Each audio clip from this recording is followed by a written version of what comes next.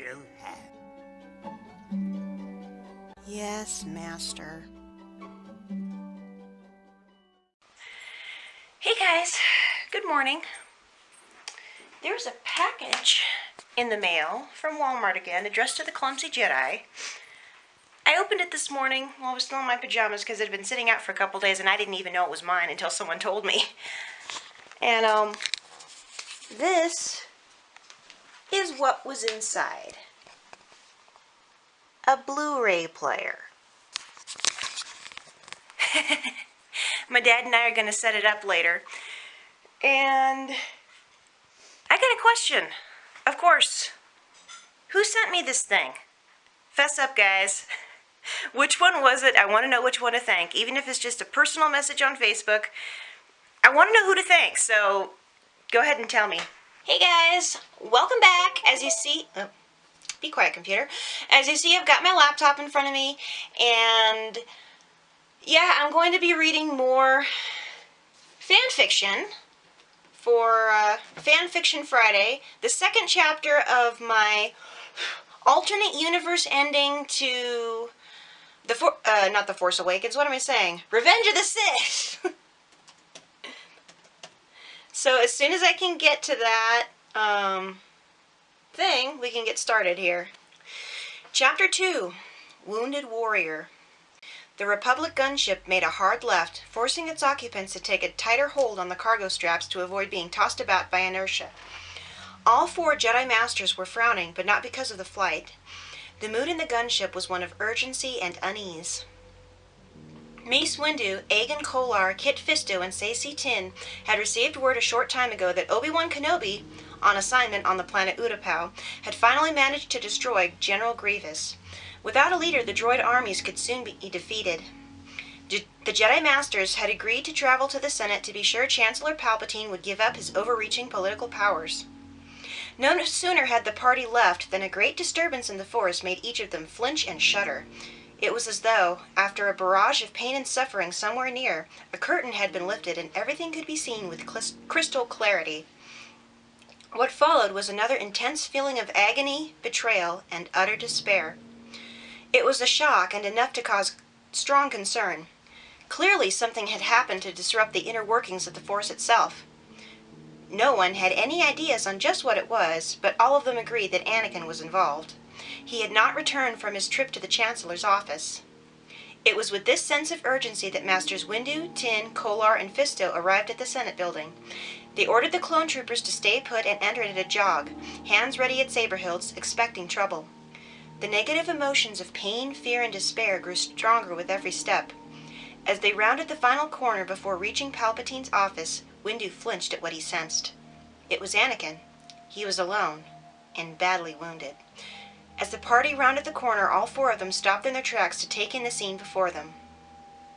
The office was nothing short of a disaster. Broken furniture littered the floor. Burn marks from lightsabers decorated the floor, walls, and said furniture. The odors of ozone and burned flesh mingled, giving the room a sickening smell of death. Worst of all, Anakin Skywalker lay in a heap, his severed right leg lying about a meter away, while the dead body of Palpatine lay at the opposite end of the room. Anakin was moaning and whimpering as he looked up. A mixture of pain and fear were written on his tear-stained features. "Master, help me!"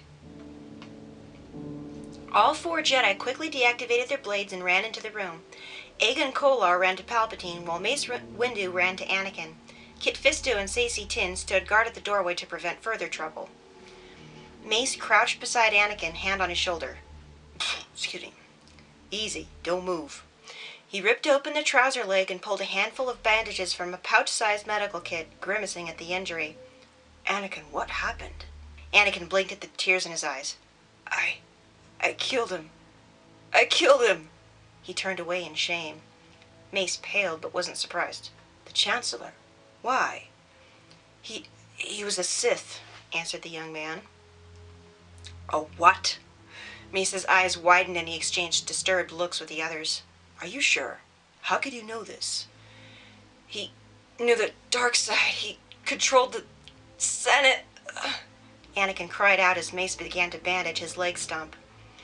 Mace took Anakin's shoulder, still digesting the news. Breathe, Anakin. Call on the Force. Mace continued the bandage and waited a minute to absorb the information before speaking again. The fact that Palpatine had been a Sith Lord certainly explained a few things. So you fought him alone? Anakin nodded, eyes closed and face twisted into a grimace. He defeated a Sith Lord by himself? How is that even possible? Mace shook his head in amazement. The only other Jedi he knew of that had faced down a Sith Lord completely alone and come out alive was Yoda.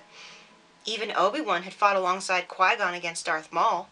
The same with Anakin against Darth Tyrannus. Admiration flooded the Jedi Master. He should be promoted. Still, Mace had to offer light correction. Why didn't you tell us before taking him on? We could have helped you. Anakin shook his head, eyes closing. I'm sorry, Master. I know I should have turned him in. I'm sorry. Remorse choked his voice. Forgive me. A slow, reserved smile of pride rose on Mace's face. He took Anakin's shoulder, this time with newfound respect, and looked him in the eye. Anakin, there's nothing to forgive. If anything, we should be thanking you. You freed the galaxy from further oppression. Once again, the Sith have been defeated. He returned to his work and tied off the bandage before moving on to the cut on Anakin's head. Are you hurt anywhere else? Confusion clouded Anakin's eyes. He's glad that I killed Palpatine? Of course, he doesn't know why he needed him. Anakin winced. No, but lightning. He used lightning. The same as Dooku. Mace nodded. All right, stay still, Anakin. You're going to be all right. Anakin closed his eyes, shaking his head. No, nothing is going to be all right. Ever. Obi-Wan Kenobi's arrival at the Jedi Temple was greeted with enthusiasm and congratulations. The Jedi himself was guarded in acknowledging the praise, but knew something unusual was going on by the buzz of unexpected activity in the temple and the moods of worry and conflict that hounded everyone he came across. Then someone told him the news. Palpatine had been the Sith Lord in control of the Senate. Anakin confronted and killed him, and lost his leg in the process. No sooner did Obi-Wan hear that Anakin had been injured than he headed immediately to the temple's infirmary at a quick jog. The infirmary of the Jedi Temple was no stranger to serious injuries. The life of a Jedi, while not inherently dangerous, was fraught with peril when one left the safety of the temple behind. Most Jedi found life and limb threatened several times over the course of their lives. These dangers had only multiplied since the beginning of the Clone Wars. While the need for field medics had increased, the temple itself had also cultivated a larger number of healers and other medical staff. Facilities within its walls were among the best on the planet. The Jedi healer at the entrance to the infirmary, a female human by the name of Fenrina, flinched in surprise at seeing Obi-Wan pounding down the hall. Quickly she bowed in acknowledgement of his presence. Master Kenobi? Obi-Wan skidded to a breathless stop in front of her. Fen, I heard Anakin was injured. Fen nodded, grimacing. Yes, he was. He was brought in yesterday evening and went directly into surgery. Obi-Wan flinched. He was guessing the surgery was to reattach Anakin's leg. Such a thing was preferred if a severed limb could be salvaged. How did it go? He asked hopefully. It was successful. He'll be keeping his leg at least. The Jedi sighed heavily in relief. Thank the Force. After receiving his bionic arm, Anakin had complained about it for almost 2 months. The young man had eventually adapted and made the most of it, but much preferred being flesh and blood. Will he be able to walk? Finn gave an apologetic shrug. I'm sorry, I haven't heard. He should. It was a clean amputation. From anything the others have said, however, Anakin isn't doing very well. You would have to ask the healers in charge for more details. Anakin's worry jumped up a notch. Anakin was among the strongest people that Obi-Wan had ever met and usually bounced back quickly from injuries. For Anakin to not be doing well was a point of major concern. Where might I find him? Level 3, East Corridor, Recovery Room 12, said Fen promptly. Thank you very much, Fen. Obi-Wan bowed to her before hurrying off to see his former apprentice, his friend, his brother. Much as he would have denied it, Obi-Wan was guilty of forming attachments. He loved Anakin like a brother. The thought of the young man badly injured was enough to make him break into a jog once again. Anakin's room was easy to find. 2 healers crowded at the door with Mace Windu, who stood watching with crossed arms and a concerned frown. He looked up upon sensing Obi-Wan's approach and managed a guarded smile. Welcome back, Obi-Wan. Congratulations on the defeat of General Grievous. The smile faded. "I expect you've heard about the Chancellor." "Master Windu?" Anakin bowed in deference to the older Jedi and slowly shook his head. "Palpatine. He was right under our collective noses the entire time." He glanced at the crowded doorway. "How's Anakin doing?" Mace frowned, concerned. "The healers have reattached his leg. Physically, he's going to be all right. What worries me is his mental and emotional state." Obi-Wan's brows knit with worry. "How so, Master?" Mace pressed his lips together and shook his head. "It seems the death of Palpatine is affecting him more than I expected. He was almost incoherent on the way back to the temple, and he's been catatonic ever since. No one can get a word out of him. He won't even eat." "Perhaps he was closer to Palpatine than previously expected," said Obi-Wan quietly. "It must have been difficult for him to discover the truth, and then kill him." "I don't know, Obi-Wan. All I know is his injuries weren't severe enough to explain the state he is in." "Perhaps I can speak with him. Maybe you're right." Mace nodded to him. "The council is assembling in 10 minutes. Will you be there?" "Of course, Master." "May the Force be with you, Obi-Wan." "May it be with you also, Master." Obi-Wan bowed once more before turning to the door. Upon getting the go-ahead from the healers, he walked in and stopped in his tracks at what he saw. Anakin lay motionless on a cot, clad in a basic short-sleeved tunic and trousers, his right leg heavily bandaged and in a brace from mid-thigh to mid-calf. It was elevated on a small pile of rolled blankets. His head and chest were propped up at about a 45-degree angle with a collection of pillows. His eyes red from fatigue and tears, his long hair tangled and falling into his eyes, Anakin was the picture of exhaustion. Most disturbing of all was the expression on his face. It was one of agony and complete despair, as if he had lost a family member and simply given up. A tray of uneaten food sat on his left, where a medic was trying unsuccessfully to convince him to eat, or at least drink something. Anakin steadily ignored him. He looked almost on the verge of tears. Finally the medic sighed and rose from his seat, shaking his head. "He hasn't eaten since about yesterday morning. He won't even take any water. If this continues, we'll have to put him on intravenous fluids or he'll be severely dehydrated," he told the Jedi Master. Obi-Wan felt his throat ache and his eyes sting at seeing his friend in such a state. "Anakin, what's happened to you?" "I'll speak with him." He rested a brief hand on the medic's shoulder before entering the room. "Anakin." Anakin didn't stir. He kept staring into empty space without even acknowledging Obi-Wan's presence. "Anakin, it's Obi-Wan. I came to see you." Obi-Wan sighed at getting no response and approached at a slow walk. He tried meeting Anakin's eyes and met only a pair of glazed-over blue orbs. Worried, Obi-Wan stopped by Anakin's side and gently took his shoulder. "Anakin, look at me," he urged, turning Anakin to face him. Anakin flinched and pulled back as if he had been stung or struck, crying out and gripping Obi-Wan's arm like a vice, glowering. Slowly, recognition rose on his face and he loosened his grip. "Obi-Wan?"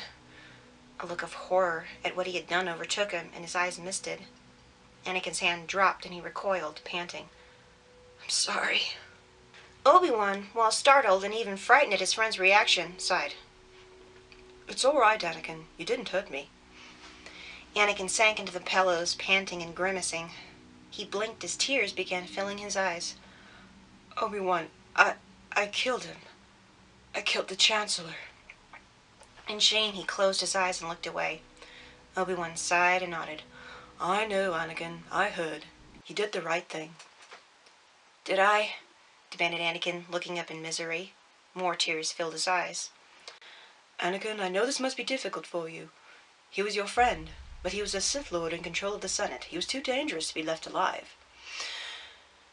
Obi-Wan took Anakin's shoulder and gave it a squeeze. "It's all right." "No, it's not. She's going to die, and it's my fault. It's my fault," he choked, covering his eyes with his hand. "Who's going to die?" asked Obi-Wan in sudden confusion. Anakin froze, fear and guilt rising on his face. He seemed to realize he had said too much, and looked away. What's he hiding? "Wait, Anakin, who's going to die? What are you talking about?" Obi-Wan wanted to know. Anakin shook his head, more tears rolling down his cheeks. He couldn't tell. Obi-Wan pressed his lips together in concern. "If someone is in danger, you must tell us. Perhaps we can help." Again the young man shook his head. For a long while he was silent. Obi-Wan sighed and craned his neck to meet Anakin's eyes. "Anakin, what's going on? Who is in danger?" A look of defeat came into Anakin's features. Finally, he opened his mouth. "Padme." "I should have known." Obi-Wan nodded. He knew how close the two of them were. "All right. Why are we so convinced that Senator Amidala's in danger?" Anakin swallowed. "I keep dreaming, having nightmares, visions, that she's going to die. The same thing happened with my mother," he added, seeing Obi-Wan didn't believe him. The older Jedi raised an eyebrow. "I realize that, and I am sorry about your mother. But this is hardly the same situation. Padme may be a very good friend, but it is not as though you were related." Upon seeing the look of guilt rise on Anakin's face, Obi-Wan frowned. "Anakin, what are you not telling me?" The pressure was finally too much. Defiance made Anakin rise and look Obi-Wan in the eye. "She's my wife." "Your what?" Obi-Wan's jaw fell open in shock. A feeling of deep disappointment and even a little anger rose at the news. "You married Senator Amidala?" Anakin nodded. Only a slight hint of guilt touched his face. Now that the truth was out, he embraced it. "Yes, so don't say this is different. She may not be related by blood, but she is my family." Obi-Wan pressed his lips together and he crossed his arms. His tone was stern but quiet. "You know that such a thing is forbidden by the Jedi Order," he sighed. "How long have you been married?" 3 years. 3 years? You've been lying and keeping the secret for that long? Don't lecture me, Obi-Wan. We're adults and responsible for our own actions. I love her, and I can't lose her. This is exactly why attachments are forbidden." Anger overtook Anakin's face. "I don't care!" Bitterly, he shook his head. "You don't understand." Anakin untied his arms in a helpless gesture and turned away, stewing and trying to calm down. A long, weary sigh flew from his lips. He was disappointed in Anakin, but anger would not undo the past, nor would it help his friend recover. Finally, he turned around. "You know what this means, Anakin. You're going to have to make a decision." Anakin nodded, still agitated. "I know, but it doesn't matter now. I can't keep this vision from coming true." He choked again and turned away. Obi-Wan sat down beside him, troubled. "He brought this on himself," his stoic Jedi side reminded. "But he's my friend and he's suffering," argued his irrational human side. That side, for the moment, won out. "All right. If you're so convinced that you are going to lose Padme, will you tell me what your dreams involve?" Anakin took in a deep breath and let it out, shuddering. She dies in childbirth." Somehow speaking the truth of this was more difficult than admitting they were married. Obi-Wan was tempted to yell, but fought back the impulse. If they have been married 3 years, it was bound to happen sooner or later. He took his own deep breath. "So she's pregnant." Anakin nodded, barely looking at him. Once again, the older Jedi let out a heavy sigh, closing his eyes and sliding his hand down his face until it came to rest over his mouth. He was so disappointed and conflicted that he didn't know what to think. At least now he could understand why Anakin was so fiercely protective of Padme and so desperate not to lose her. If Anakin, by some fluke, chose the Jedi over his wife, that would essentially leave his child without a father. But then if Anakin left the Jedi Order, he would be without guidance to help deal with his incredible power and volatile emotions. That could lead to disaster. Besides, he had saved the Republic by killing the Sith Lord. Obi-Wan turned to his friend wearily. "That complicates things. How long have you known?" "I didn't find out until we returned from the Outer Rim sieges." Anakin's tone was tired but defensive. "You know this cannot be kept a secret, Anakin," said Obi-Wan quietly. "The Council must be told." Anakin nodded, almost beyond the point of caring. "If you want to tell them, go ahead. It doesn't matter anymore." He closed his eyes and lay back against the pillows with another grimace. Obi-Wan shook his head yet again. "As you have said, you are an adult and responsible for your own actions. I'll leave that to you." Wordlessly, he left the room. Okay, guys, so that has been a reading of Chapter 2 of my alternate universe fanfiction, The Reason. I hope you guys have enjoyed it. If you want to know what happens next, either go ahead and follow the link down below to the story on fanfiction.net. Slight warning, I am changing a few things as in the reading of it, mainly because I've got rewrite-itis, kind of like George Lucas, so please forgive me for that. But you can either follow the link and read the rest of it yourself, or wait until next Friday, post a comment below saying that you want it, and I will continue this reading of my fan fiction. But that's all for today, guys. Thank you so much for watching. If you like this video and want to see more like them, go ahead and click that little subscription button down below. I've got Saber Saturday coming up again tomorrow, and lots more Star Wars stuff coming. I am expecting 2 different packages in the mail. Once they come, I'm going to wait until they both come so I can have an unboxing video sort of condensed into one. Question of the day, do you want to see more fan fiction, and what did you think of this second chapter? I apologize that I'm not very good at doing voices, but maybe eventually I can get somebody in who's good at doing voices and they can read it with me. The Blu-ray player that I got today works great. I was able to watch all the special features for The Force Awakens, which were awesome! The big documentary was so good! I loved it. I absolutely adored that. And the behind-the-scenes look of how they made BB-8 and the different creatures, that was really cool. And all the deleted scenes, they were pretty good. I really liked them. My favorite one was probably, I don't know what my favorite one was, but it was really cool. And it was so nice to finally see those special features. I have not watched the special features for Rogue One yet, but I'm planning on doing that as soon as I possibly can. Immediately after The Force Awakens special features were done, my dad took over and he put in Planet of the Apes, and that one was only half done when he and my mom left because they got babysitting to do today. So it's anyone's guess when I'm going to be able to get to the special features for Rogue One, but I absolutely love the Blu-ray player. Whoever sent that to me, thank you so much. The whole family is going to be able to enjoy things with that now, and I could not be happier. Now I can't wait for the DVD Blu-ray release. Yay, I can say that now. I can't wait for the Blu-ray release of The Last Jedi next week, actually.